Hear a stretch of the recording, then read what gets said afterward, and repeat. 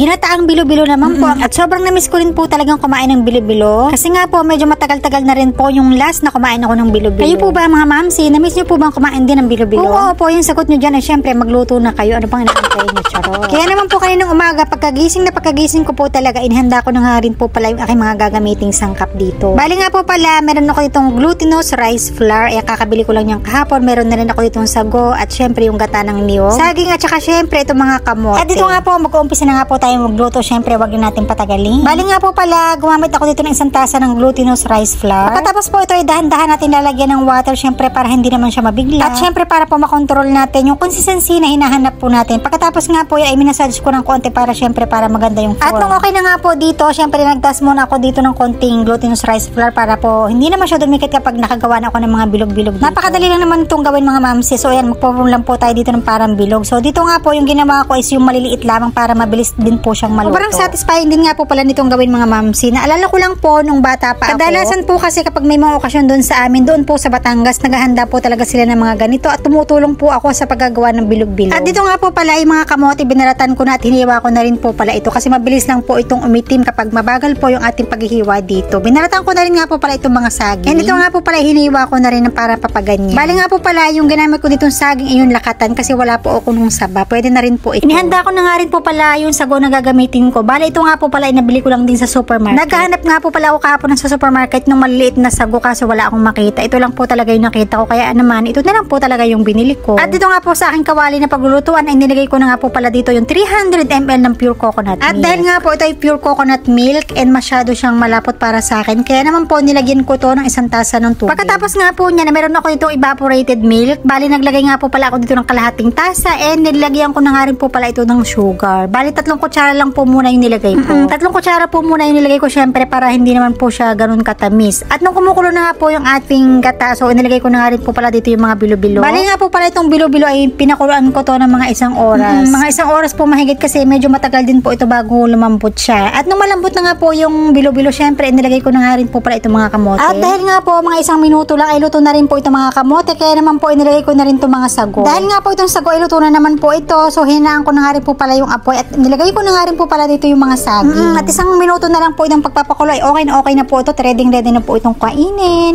At napakasarap po talaga nitong pang merienda mga mamsi. At kung mahilig po pala kayo magtinda-tinda, ay pwede nyo po itong pangtinda kasi for sure kikita po kayo dito kasi mura lang naman po yung mga gastos nyo dito. At dahil nga po pala syempre luto na yung ating bilo-bilo, syempre naglagay na nga po pala ako dito sa mangkok ng matikman na at nang makakain na. At isang cravings na naman nga po ang nasatisfy mga mamsi. Naman kung nagki-cravings ka ng bilo-bilo at nag-iisip ka ng merienda ngayong araw, syempre ito na lang po yung lutuin mo. Napakasarap po talaga at nito. Yung mga ganito po talagang merienda nakakamiss po talaga. So yun lang po for today's video. Kain na po tayo. Yun lang. Bye!